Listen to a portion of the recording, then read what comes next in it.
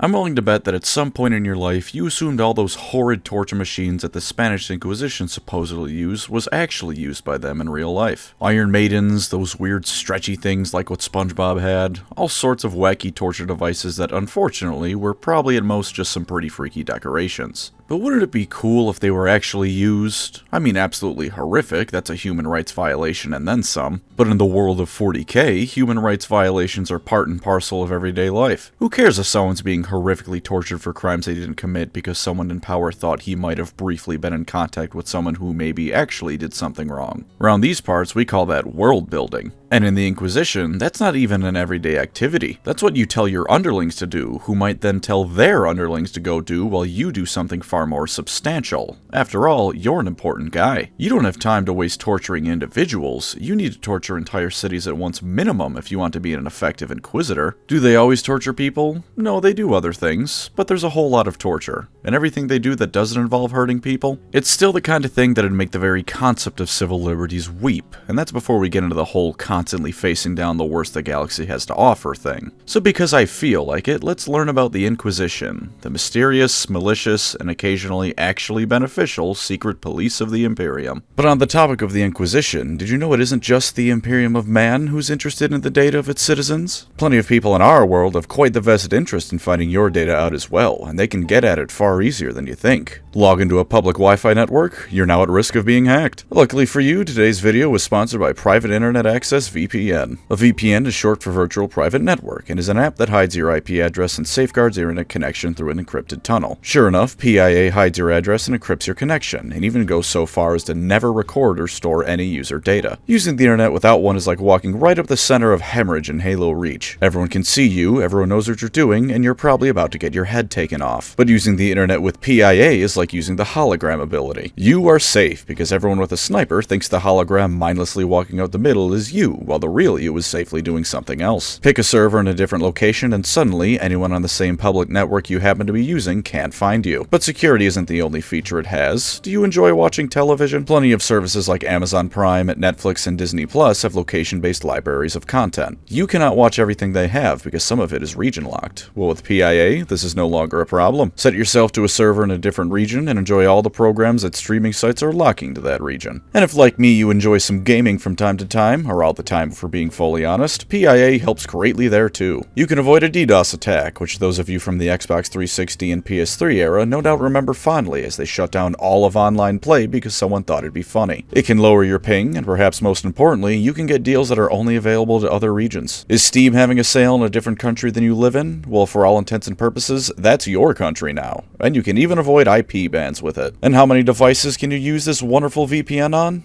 Infinite. All of your devices can be safely secured with PIA no matter the platform. That's a good deal. You know what else is a good deal? Using my link in the description and pinned comment to get not only a 30-day money-back guarantee with 24-hour customer support, not only 4 months of free usage, but 83% off your plan. That's $2.03 a month to make sure your information is as secure as it can be, and your online experience is the best it can be. 83%, just wanted to repeat that so you know you heard me right. It's a 2-year plan, by the way. That is one hell of a deal, so use my link and get PIA VPN now to make sure you're browsing the internet in the safest, most effective way possible.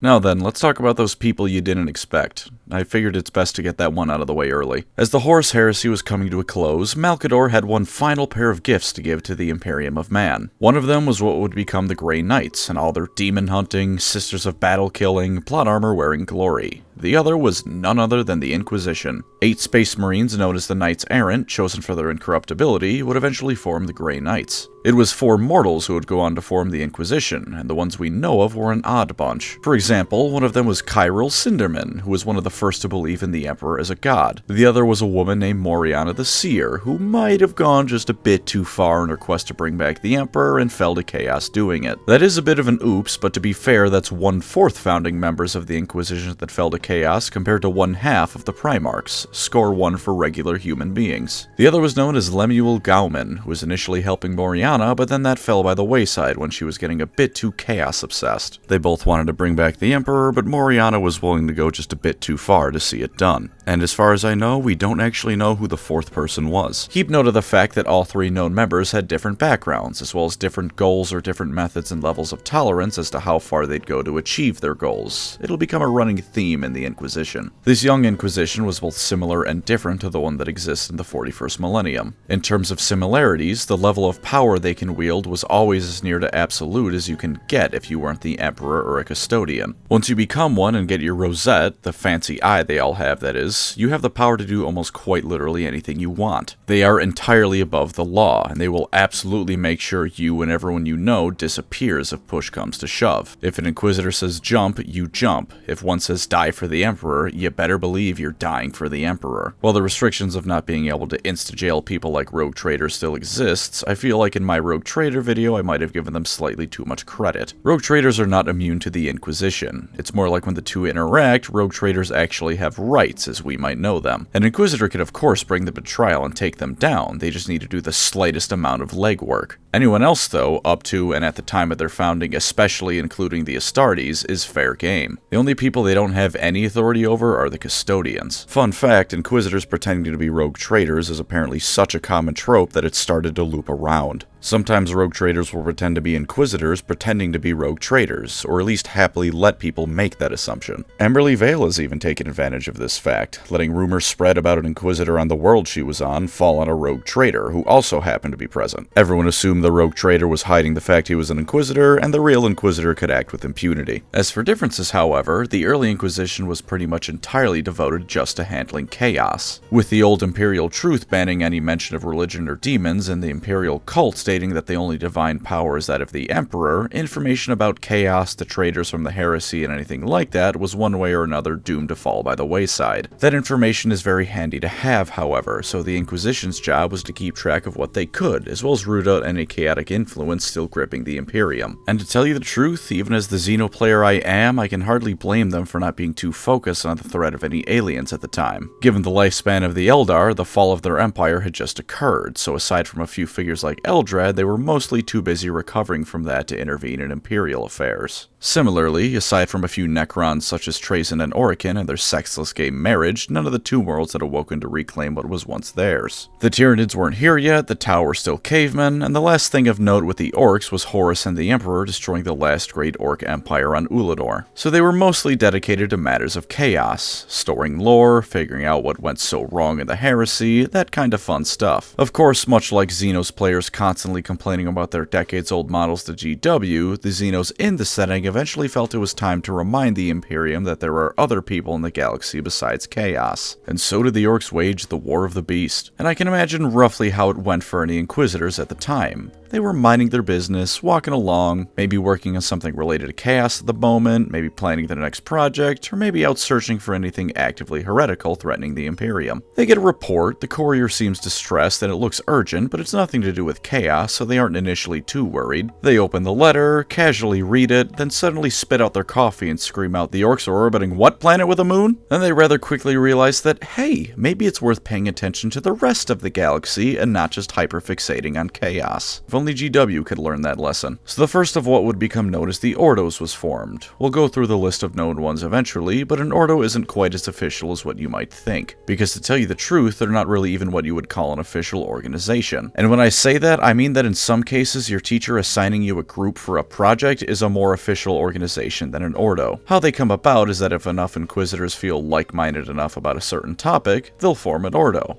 There is now a new Ordo. That is pretty much all it takes to found a new one. A group of like-minded people who all have infinite power dedicated to solving or looking into something. For one-offs, they form what's called a conclave. These are generally even less organized than Ordos, but they don't really need to be organized. Is there an Orc invasion of some world or other that's important enough to warrant mass inquisitorial involvement? Call a conclave for it. That's it. A couple Inquisitors deciding X problem is too big for any one of them to handle is all it takes for an entire sector to have its fate irrevocably changed. After the War of the Beast and this first little split in focus, the Inquisition over time gathered more and more Ordos. There are Ordos large and small, as once again, an Ordo being formed is quite literally just enough Inquisitors deciding that X problem or phenomena is worth creating an Ordo over. The big three are known as the Ordos Majoris, and they are the Ordos Hereticus, Malleus, and Xenos. Now again, I will get to all of them, but for once in my life I'm making video go all over the place on purpose, so stick with me. This isn't just random lore blurbs scattered over however long because I can't write, this is random lore blurbs scattered all over the place because I think I can write. These big three are the ones who have access to what's known as a chamber militant, and even if you haven't heard that term before, you know who they are, because they have tabletop armies. The name of the Ordos even gives you hints as to what these Ordos deal with. The Ordo Xenos has the Death Watch, the Ordo Malleus has the Grey Knights, and the Ordo Hereticus has the Sisters of Battle. These armies are in fact the militant arm of each of these three Ordos, because while an Inquisitor can do some pretty insane stuff even on their own, sometimes you need an army to sort things out. This is, however, generally done as a last resort. Aside from the fact these factions on their own have incredibly important things to take care of, there are plenty of other Inquisitors in one of these Ordos who might also need them. No one likes the guy who takes half a pizza all to himself, so if nothing else, it's at least polite to make sure you actually need it before you start grabbing Grey Knights from the shelf. Cut to modern day, and the Inquisition finds itself in the position where it has both unlimited power and not nearly enough. Guilliman is a son of their god, so you better believe they have to watch themselves around him, because if nothing else, the Custodians will murder any Inquisitor who thinks they can bring down Big Bobby G. His reforms and tenuous alliance with the Eldar have shaken things up far more than even some of the Radicals are comfortable with. Even before that, Inquisitors have to play nice with at least the first founding chapters, because if you piss them off, the rest of the Marines are going to start giving you suitably violent looks. And even if they had the truly unlimited power over the Astartes, High Lords, and Custodians they crave, there simply isn't enough of them to do their job. The endless hordes of the Tyranids and Orcs, the prophetic raids of the Eldar, and the conquests of the Necrons and Tau constantly shrink the Imperium's borders. There simply isn't enough of them to keep everything together. All that being said, they still enjoy the authority to do what must be done to safeguard the Imperium. A lot of the time, this leads to people dying horrifically because they worship chaos, or because they found out about chaos, or because chaos happened to be on a planet a system over and it's better safe than sorry. Entire Space Marine chapters can be declared traitors, whether or not that's actually true, such as the Flame Falcons, whose handy ability to burst into flame that would cleanse chaotic taint apparently struck some Inquisitors as being potentially chaotic. No, I don't get that one either. If you think going to say the High Lords might resolve these issues, consider that the Inquisition just won't let you get that far, as the Celestial Lions found out. Even first founding chapters aren't safe. The Inquisition has waged war against the Space Wolves over killing those who knew of chaos. While they can't stop every threat, that's hardly going to keep any of those individual threats safe from an Inquisitor who's decided that this particular problem is the most pressing one to focus on. Entire wars can and will be waged at the whisper of one of those Inquisitors, and their webs of information networks span the entire galaxy. Sooner or later, if you're a truly important threat, the Inquisition will know of you. And at that point, unless you're Ghazghkull, Abaddon, or someone else with suitably thick plot armor, it's only a matter of if they'll get to you with a knife in the dark or a virus bomb from the skies. Now you might be wondering, how does one become an Inquisitor?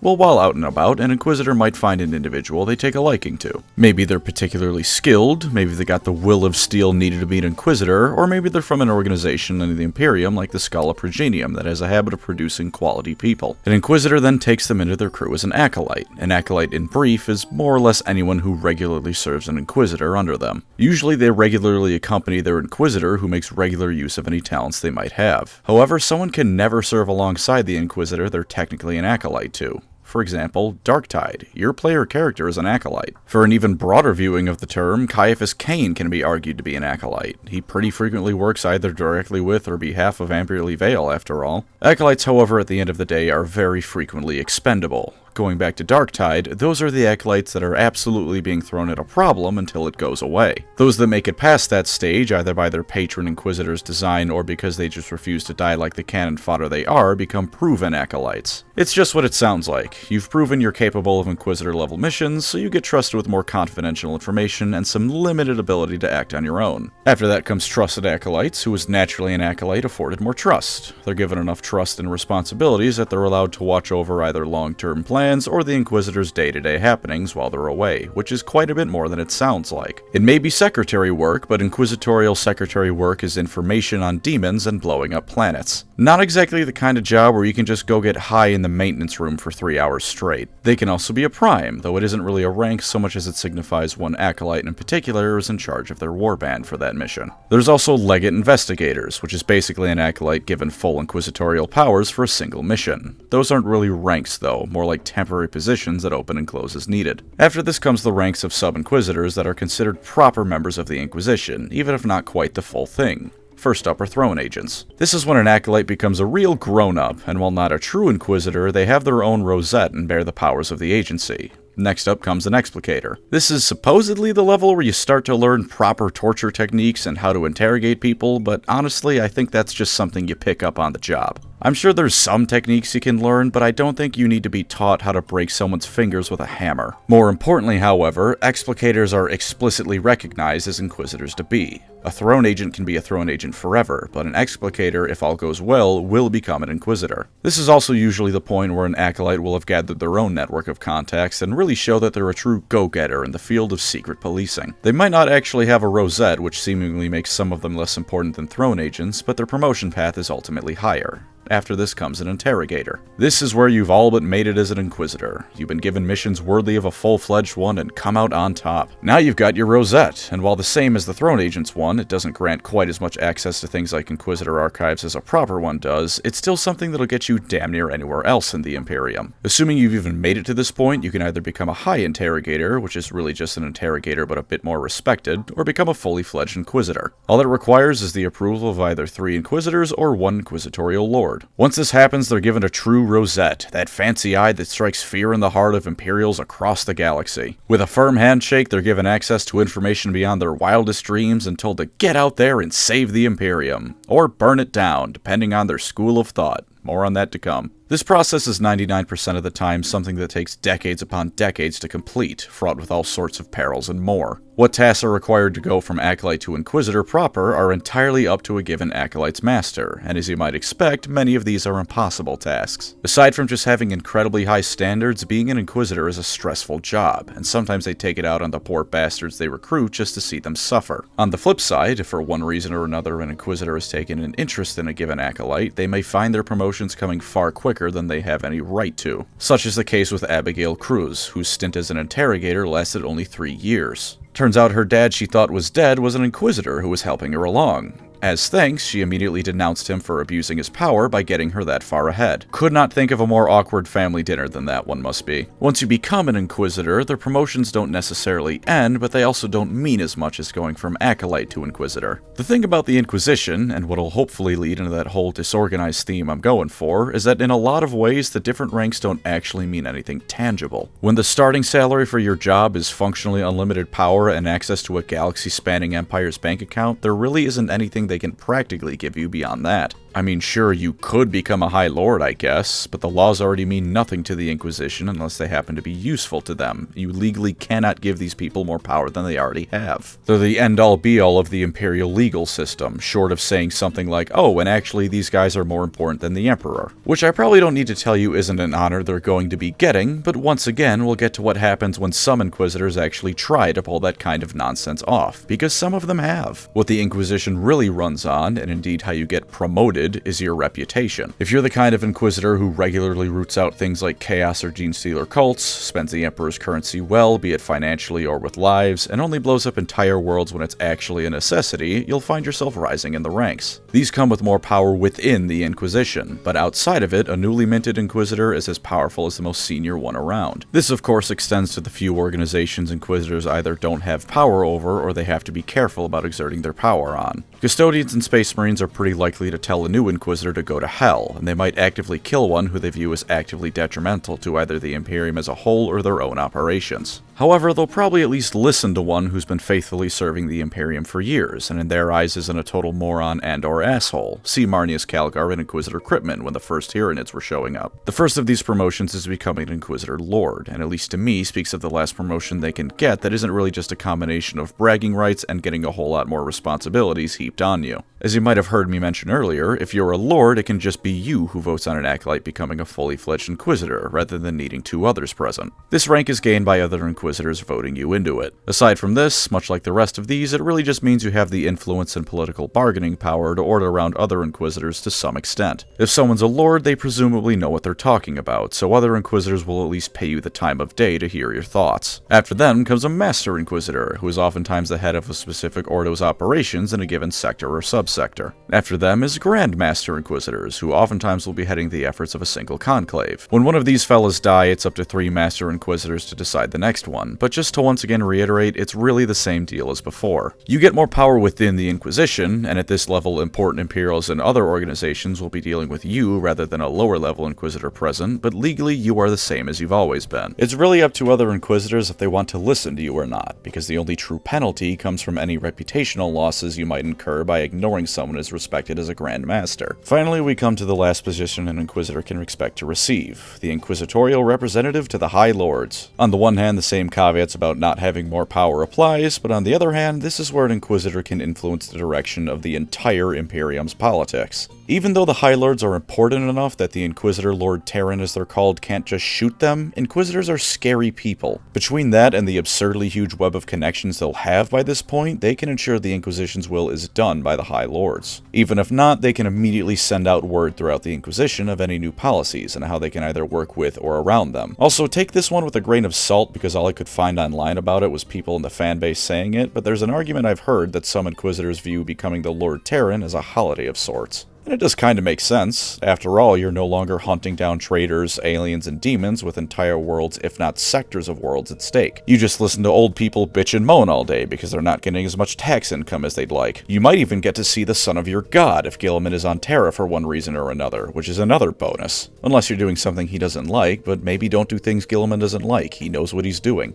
Again, this might entirely be just made-up fanon stuff, but it's a funny mental image of an Inquisitor being given the duty of one of the highest political offices known to mankind and considering it a relaxing 5 to 10 years vacation. Now after this very long segment, I'll cap us off with the Ordos, but first we come to the reason why I've been saying the Inquisition is so disorganized, why even gaining a higher rank grants you nothing but more clout. That's because of these lovely little philosophies that have spread throughout the Inquisition, which frequently determine just how influential or ostracized you might be. You might have put 2 and 2 together on all this and come to the realization that the Inquisition is a very decentralized organization. There's advantages, of course.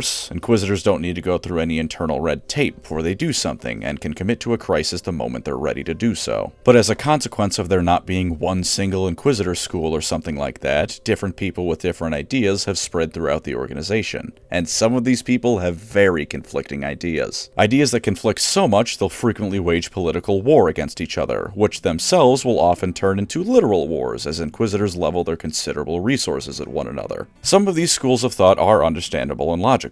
Even if you don't agree with a given philosophy, you can see why others might. Others are completely insane and can only come about through a mental condition known as living in the world of Warhammer 40k. They have no basis in even this setting's reason and logic, will assuredly get millions of people killed at a minimum, and are very fun to think about being implemented. You can immediately divide them into 2 broad schools of thought, Puritan Inquisitors and Radical Inquisitors. Puritan Inquisitors, as the name suggests, are real conservative folk. Do exactly what the Imperial Creed tells you to, don't ever think of consorting with Xenos or Warcraft, and generally put on the Imperium's version of good boy shoes and uphold the letter of Imperial ideology. Radicals, meanwhile, are the opposite. The galaxy's a messy place after all, sometimes you need to bend the rules even more than Inquisitors are usually allowed to. And immediately you can see where the problem begins before we get into any of the sub-philosophies. A Puritan and Radical Inquisitor both have the full power of the Inquisition at their back, and yet they hate each other's goals and ideals. They can and will get millions of people killed because despite working for the same organization, they have completely different end goals and consider the other's end goals to be heresy. Even if they aren't actively interfering with each other, once a Radical or Puritan has finished their activities in a given area, someone of one of the opposing schools of thought might come along and undo what they did later down the line. Aside from the obvious deaths that'll likely happen, this can also lead to phenomenally huge amounts of wasted resources. You can't even say X Ordo draws Radicals while Y Ordo draws Puritans, because you can get all sorts of diversions within a single Ordo alone. For example, one Ordo Xenos Inquisitor might decry working with any aliens at all to be utter heresy. If you even suggest the idea that you shouldn't put a bullet through an Eldar on sight, you're getting burned at the stake. On the other hand, others might suggest that, hey, if there's a Tyranid or Chaos invasion happening, maybe we make a temporary truce with the Tau to go deal with that. One of those factions just want conquest, the other one wants to eat us and or our souls. Sometimes it's hard to tell which school of thought an Inquisitor even belongs to. Spoiler alert for the next 20 seconds or so skip ahead a bit if you're worried about the at time of recording latest Caiaphas Cain book. Amberley Vale in many ways comes across as a Puritan. Any Chaos or Xenos artifacts they find in the series are either safely stored away or outright destroyed, and she views radicals as something barely better than the heretics they claim to fight. On the other hand, in the book Choose Your Enemies, she allows an Eldar strike force to airdrop an Avatar of Cain onto an Imperial space station to deal with a demon princess of Slaanesh. She's even seen negotiating with them earlier in the book, knowing full well that they're far more willing to deal with a Slaanesh incursion than they are trying to conquer any Imperial worlds. So clearly she's willing to bend dogma at least a little bit. And of course, character development is a thing, so a Puritan might become a radical and vice versa depending on their experiences. Aside from the obvious of an acolyte taking after the viewpoints of their master, the amount of Inquisitors following a given philosophy is just as fluid as the rest of the Inquisition's quote-unquote command structure. To get into the weeds of the various dogmas, originally I had written that we'll get through this one quickly.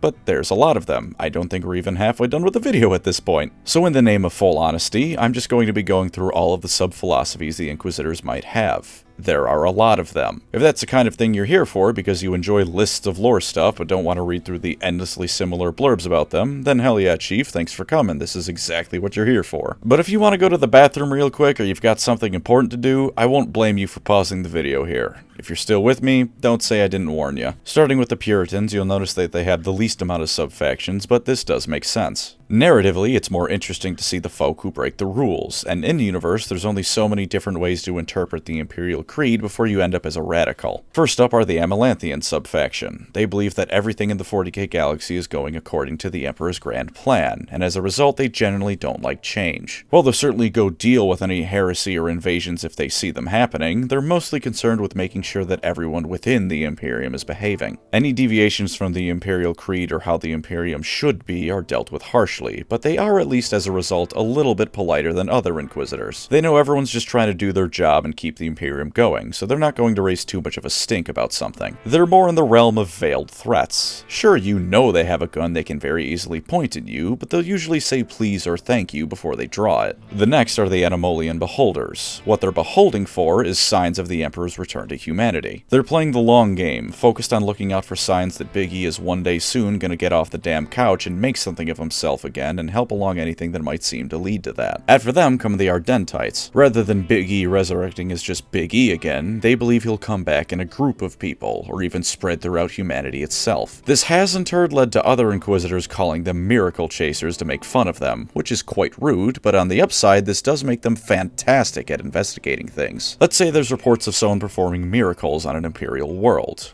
Given time, they're going to confirm without a doubt whether or not that person might be a saint in the making or even proof of their beliefs. Of course, most of the time it just ends up being boring old chaos cults, but hey, with how much time they spend looking into the matter, you better believe they'll have rooted out every single bit of that cult and then some before they're done. Up next is the Mono-Dominant faction. This is the simplest one out there. The Imperium and only the Imperium is allowed to exist in this galaxy according to them. Non-Imperial humans, either integrate or be exterminated. Aliens and chaos, extermination, hold the integration. If you're reading a story and an Inquisitor makes an appearance who doesn't seem to know the meaning of the word subtlety and instead acts like Victor Saltzpyre with a spaceship, chances are they're at least a little bit mono-dominant. While if they need to fight in battle, all Inquisitors can choose from the highest quality of weapons and armor, these are the ones who will immediately grab the nearest set of power armor and a melt-a-gun rather than something a bit less conspicuous. Finally, we have the Thorians, who are such a large philosophical branch that they have multiple different sub-branches themselves, some of which are radical. Indeed, the Ardentites and Animolian Beholders are considered sub-branches of the Thorian philosophy. They're named after Sebastian Thor, that cool imperial priest fella who ended the Age of Apostasy and who many people consider to be blessed by the Emperor, if not an outright avatar of him. Considering how a goddamn warp storm ate the fleet sent to blow him up, there may be something to this. Thorians believe that the Emperor's essence can be transferred into another vessel, or at the very least, avatars of him can spring up beyond even what Imperial saints are. You can probably already tell that taking this too far into radical territory is what most of its detractors fear. Even beyond that, there's the almost guaranteed fact that if this did come to pass, a Horus Heresy-level civil war would erupt because of the people who understandably don't believe it. Even if Big E absolutely was reincarnated provably, someone just claiming to be the Emperor come back to life is gonna have some skeptics. Thorians comb through the galaxy looking for suitable vessels to put the Emperor's spirit into, and by God, if this isn't one of the most interesting plotlines in 40k, even if I hope it never happens. It's just cool, you know? By 40k standards, Inquisitors are normal people, and seeing them go out of their way to resurrect their god in a way that Space Marines or even Custodians aren't is some peak shit. The superhumans are all whining and crying that their Emperor is gone and everything is so bad. Meanwhile, us normal folk are going out to see if they can't get things done. Unfortunately, knowing GW, the way they'd go about this is somehow hijacking Iniad and turning him into the Emperor before he kills all the Eldar and eats their souls. Just as often as not, Thorians will look at the warp for possible solutions, so it's not out of the realm of possibility they'd turn to the Eldar. Ignoring all other things, the Eldar did make Slaanesh, so who's to say the process couldn't be altered to create a vessel for an existing god? Now we've come to the radical subfactions, and there are, as I said, a lot of them, so buckle up. In fact, I've kind of been droning on for a bit, so just to make sure you're paying attention, if me and Teclis were ever in a room together, one of us is coming out pregnant. Moving on, the first radicals we'll talk about will be the radical subsects of Thorian philosophy. First up are the Cassiphilians. These Inquisitors are probably the least radical radicals, since they also just want to bring back the Emperor. Their way of doing this is to practice bringing back deceased souls to life, so they can get ready to do it for real with Big E himself. They're actually quite willing to work with Puritans, and in all honesty, the only reason they're radicals is because of the risk involved rather than their goals and motivations. Bringing back souls in 40k is always going to have the risk of chaos interfering, and if you scale it up to Big E, you might just accidentally summon Khorne onto Holy Terra. It's one of those things where the potential rewards are absolutely massive, but the potential risks are equally disastrous. That being said, at the moment they're nowhere near the point of bringing back Big E himself, so at worst the treatment they can expect to receive is just other Inquisitors passive-aggressively hinting that maybe they should do something else with their time instead. Similarly, the Revivificators, I'm not saying that again, are dedicated to studying the moment the soul goes from real space to the warp at time of death, so they can see how to slow the process or even halt and reverse it. Aside from having a really hard name for me to say, this faction isn't much different than the Cassiphilians, just the method by which they're going about it. Their ultimate goal involves the Golden Throne, since it's what's keeping the Emperor tethered to reality, but same shit, different day, really. This does mean they're longer lived than other Inquisitors, though, and they kinda remind me of the Mortuary cult from the Tomb Kings. Them being so long-lived also says to me that even if their end goal doesn't work, it's a worthwhile field of study if only to keep important Imperials alive for longer. But then we get to the real spicy Thorians, the Horisians. They believe that the way Horus became an avatar of the Chaos Gods might actually be a way to give the Emperor a new body to inhabit. As a result, they pour through Chaos Tomes and collect artifacts seeking a way to pull it off. They are largely just looking for knowledge rather than using any of the artifacts, but you know what they say about looking into the abyss. Naturally, even other radicals don't really like them, because their philosophy is named after the dickhead who killed their god. Usually this kind of Inquisitor comes about from one of the other Thorian schools when they just get fed up with a lack of perceived progress towards resurrecting the Emperor. To be fair to them, most Inquisitors on this path don't fall to chaos. To not be fair to them, plenty still do, and any Inquisitor falling to chaos is a great way to get a sector or two blown up before they're found out and stopped. Also, one of the founders of that whole belief was the Moriana lady from way back when, who is now a Chaos Witch. Not the best person to idolize. Up next is my absolute favorite branch of radicalism, Istvanism. Put aside the fact that this school of thought is named after Istvan III, where the heresy officially began and a whole lot of loyalists died. Just look past that, and look at the wider state of the 40k galaxy. The Imperium has to deal with those same traitor marines, as well as all the ones that have turned since, the Eldar, the Dark Eldar, the Orcs, the Tyranids, the Tau, the Necrons, and very frequently itself. This is to say nothing of those background factions like the Quarrel, who don't have an army but are actually a pretty big threat in the lore. The followers of the Istvanism school of thought look at all these different conflicts and go, you know what there's not enough of in the Imperium?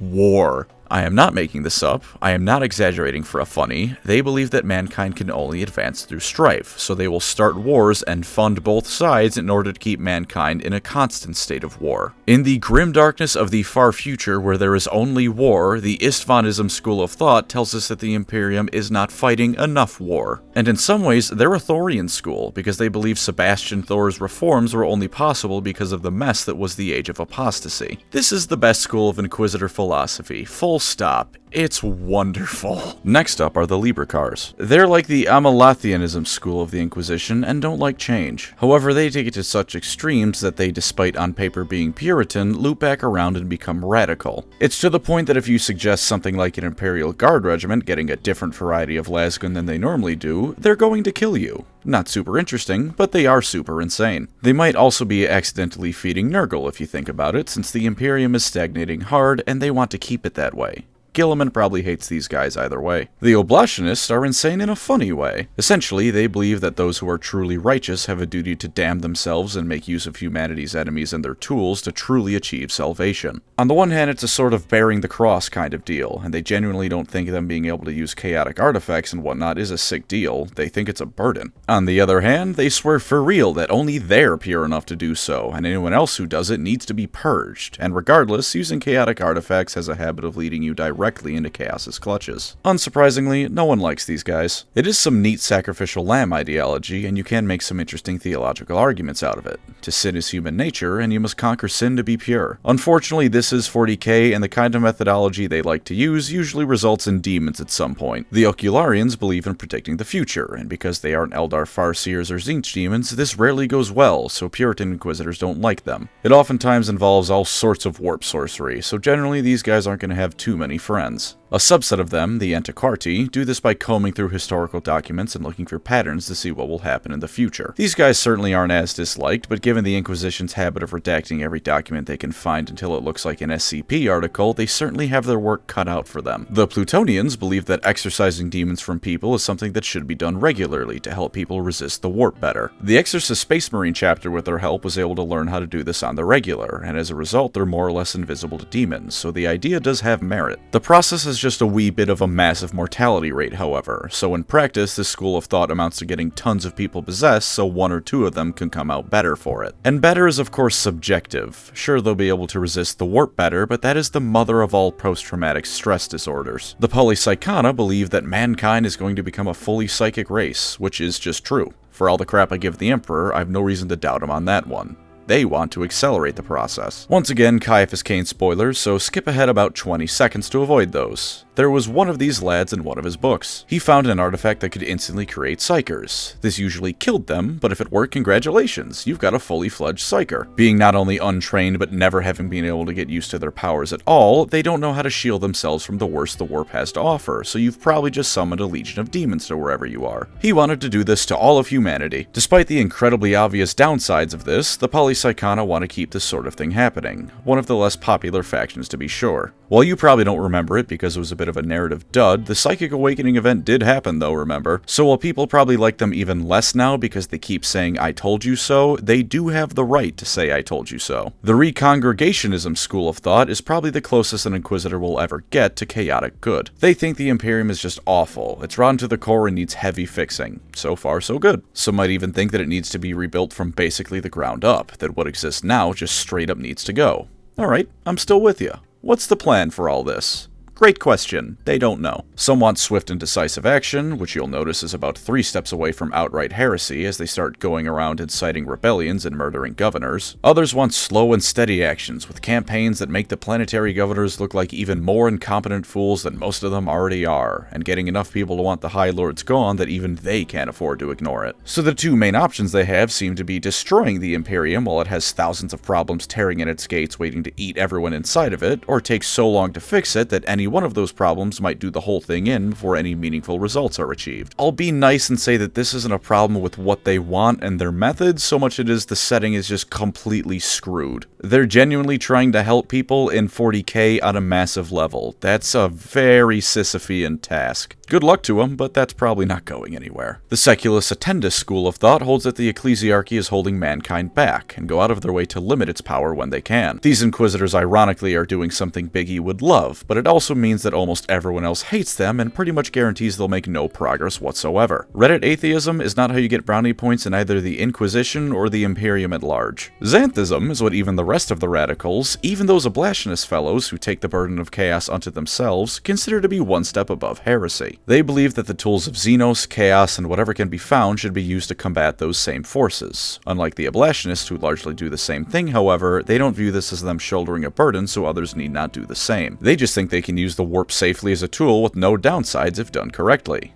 They look at a dude summoning a demon and try and figure out how they can possibly do that. To give them the smallest amount of credit, I have no doubt in my mind that most of what the Inquisition knows about chaos ultimately comes from these guys. They're deep in the thick of it, and they'll go out of their way to even form chaos cults to learn from it so they know better how to fight it. As you can probably guess though, everyone else considers them to be the most dangerous faction around, because while even other radical factions might have at least some basis in reality backing up their claims, these guys are just playing with warp fire. They're asking to get burnt, and they almost always do. It's narratively pretty cool, and fighting fire with fire is a saying that exists for a reason, but there's fighting fire with fire, and then there's summoning an army of Tzeentch demons to fight the army of Nurgle demons that are already invading. I don't think you put out a wood fire by starting an electrical fire. There's an even more extreme example of them, by the way, the Phanoism school of thought. They get more extreme by refusing the Emperor's status not only as a god, but as the true leader of humanity, worse tech heresy than the Xanthites, and believing that they should tear down the Imperium and replace it with a system ruled by them. This was officially the line where borderline heresy became full-blown heresy, because Phanites were almost all eliminated and declared traitors. Usually when Inquisitors go to war with each other, the people they're manipulating into fighting are under the impression that this is more than just an inquisitorial civil war. With these guys, though, no. They were outright given the stamp of excommunicate traitoris and hunted with extreme force. Even the Xanthites hate them, because at the very least they think they're doing what's ultimately for the betterment of the Imperium and mankind. Xanthites genuinely believe that if the Emperor were to get up and see what they were doing, he would applaud them and be proud of what they had achieved using methods others judged them for. Some Phanites survived and are quietly rebuilding power, but most of them are ultra dead. And finally, or at least dear God I think and hope finally, we have the Xenos Hybris school of thought. They believe the best way to go about saving the Imperium is learning from both the failures as well as the successes of Xenos, and working to either avoid or replicate them. Ordo Hereticus members might use this knowledge to create more unity within the Imperium, while Ordo Malleus Inquisitors might use these techniques to learn how to better combat chaos. This is an entirely logical and practical school of thought that could actually lead to widespread improvements throughout the Imperium, so naturally it's one of the smallest and no one else likes them. Peace and friendship does not an Imperium make. And remember, a very common consensus is that radicals are on the path to damnation, and it's only a matter of when. A given group probably won't consider themselves radicals, but others almost certainly will.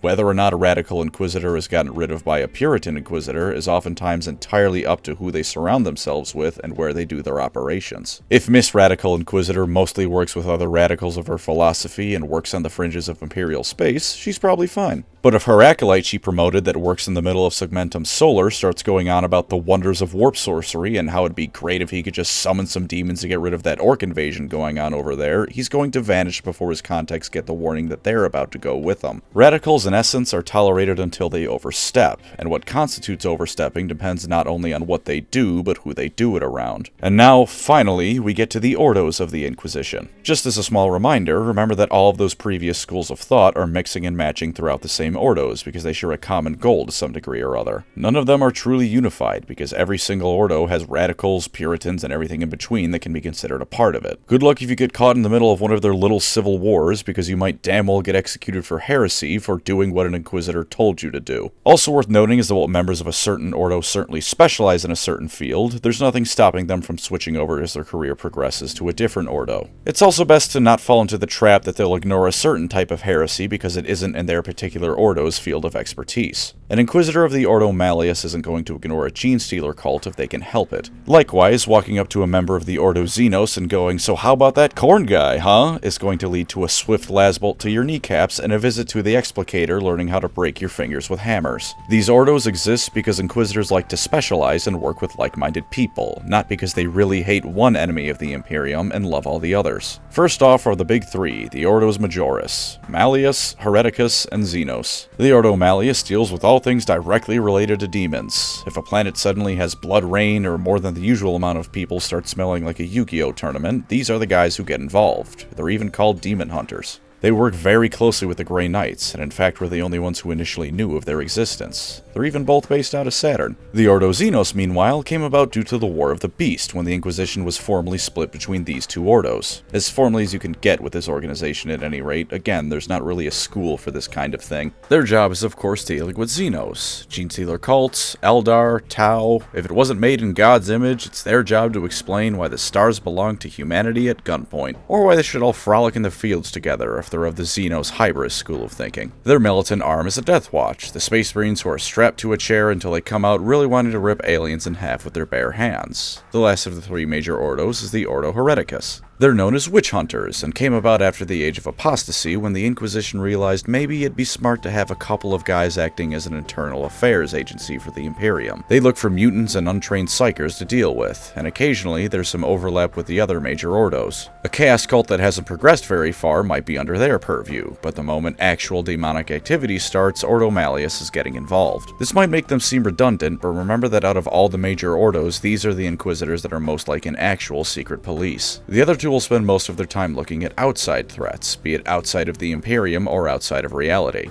The Ordo Hereticus are the ones that are looking at your neighborhood specifically for signs of wrongthink. For the minor Ordos, I have to regretfully inform you that no one has yet shot me, so I'm going to continue listing off barely consequential lore factions for what is hopefully your education and amusement. One of you better run a Dark Heresy campaign or something off of all this crap I've been spewing here. For the first minor Ordo, we have the Ordo Astra, whose whole job is keeping maps of the Imperium up to date. Very safe, but very difficult job, because planets will randomly fall and no one will find out about it for centuries. Or the reverse will happen, because someone gave the wrong form to the wrong guy, and now there's an entire fortress world just sitting there that no one knows about. The Ordo Originatus' job is to safeguard history and make sure that someone can tell the difference between truth and legend after 10,000 years of societal decay. The Ordo Redactus, meanwhile, has the job of censoring all that inconvenient history, so the only thing people know about is all those glossed up legends and myths the Imperium has. I pray for the sake of those Inquisitors that they work together, because otherwise there are two entire Ordos of the Inquisition whose job is wasting the time of everyone involved. There's the Ordo Scriptorum, whose job is to listen to your phone calls and go through written records to make sure no heresy is afoot, and the Ordo Scriptus, who oversees Terra's historical documents. Terra is such a mess that there is an entire group of Inquisitors who are solely dedicated to its paperwork. For less document-oriented inquisitoring, we have the Ordo Barbarus. Their job is to oversee less advanced planets like feral worlds in the Imperium and make sure everything's still going okay down there. Not super exciting, but hey, at least on those planets, the heretics don't have any guns to shoot you with. Just 2 sticks and a rock they have to share. There's also the Order Sepulturum, whose job is to combat disease. In practice, they fight Nurgle a lot. And of course, there's naturally a whole bunch of Ordos that solely exist to oversee other Imperial organizations, such as the Ordo Astartes, who try to oversee and control what Space Marines are doing. On the one hand, they pretty handily put the Celestial Lions in their place. On the other hand, the Space Wolves author favoritism their way to victory over them in the months of shame, so results may vary. There's the Ordo Machinum, who do the same but for the Mechanicus. Interestingly, some of these Inquisitors might have formerly, or even more rarely still be, a part of the Mechanicus. Doesn't stop the Cogboys from telling them to piss off whenever they think they can get away with it though, and since the Mechanicus almost certainly maintains the gear they're using, they usually can get away with it. There's the Ordo Militarum for the Guard, the Ordo Sicarius so the Assassinorum doesn't murder all the High Lords again, the Ordo Sanctorum so we don't get another Goj Van Dyer situation, and my second favorite of them all is the Ordo Vigilus. They're being vigilant over the Ordo Necros. What is the Ordo Necros doing?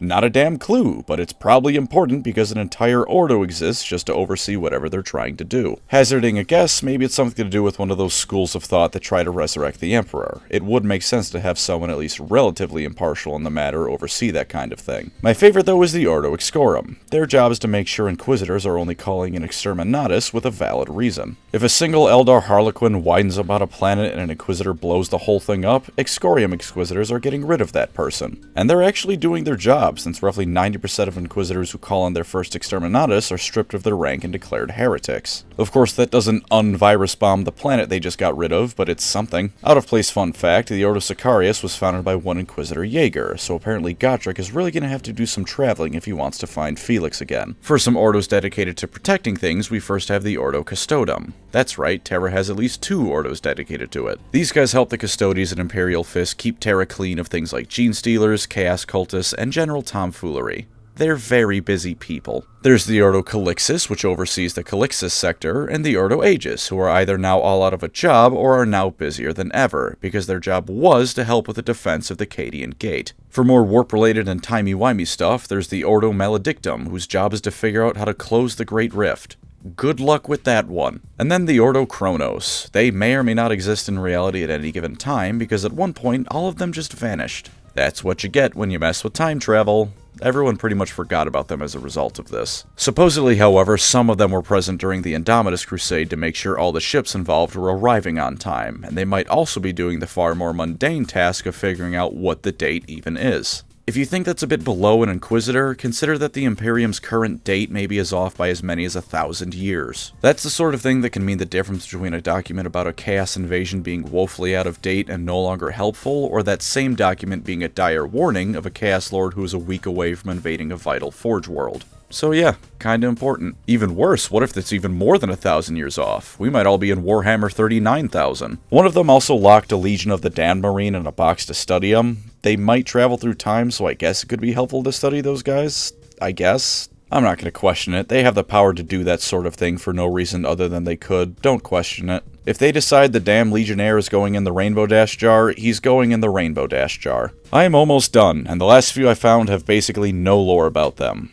There's the Ordo Senatorum, who might have something to do with the Imperial Senate and High Lords based on the name, but ultimately we don't know. There's the Ordo Thanatos, presumably having something to do with death, but again, we don't actually know. There's the Ordo Desolatus, who we also know nothing about, but for some reason it only has a single member in it. Doesn't really sound like an Ordo so much as a guy with too much of a vested interest in something, but who am I to question an Inquisitor? And finally, we have the Ordo Obsoletus. This is the Imperium's SCP Foundation, basically. When something that occurs that even other Inquisitors can't begin to figure out what the hell just happened, these guys get called in to figure it out. Did all the grass spontaneously turn purple because of a genuine saintly miracle? Is Tzeentch just having a laugh? Is that something that can just happen on a planet? Send in the Desolatus Foundation, and they'll either figure it out or blow up the planet so no one has to deal with it anymore. And I'm done now. You want more Inquisition? Go read Eisenhorn. Go read Caiaphas Cain. They're good books. Unedited, this is over an hour of video, and it feels like I've said everything and nothing. I'm going to be done for the day on the Inquisition, thank you very much. Thank you as always to my wonderful channel members. You are the Ordo Hereticus to my Imperium, stooping around and making sure there's nothing wrong afoot with the channel. You're clearly doing a horrid job of it because I said I was going to get Techless pregnant, just in case you forgot about that little gem, but the support is appreciated greatly nonetheless. If you'd like to support the channel, feel free to subscribe or become a member. Either way, thank you for watching and take care out there. Inquisitor, I barely know her. Anyways, I fully subscribe to the Istvanism school of philosophy. Not because it's actually helpful, but because I would bet top dollar that it was founded by the Dark Eldar just to mess with the Imperium. There's nothing you can say to convince me that hundreds, if not thousands of Inquisitors aren't just shipping orcs to random worlds in the Imperium because some pointy-eared dickhead said no pain, no gain to the wrong person, and they didn't understand that Dark Eldar take that literally. Like torture. They torture people to live, but someone must have gotten confused and thought they meant metaphorically.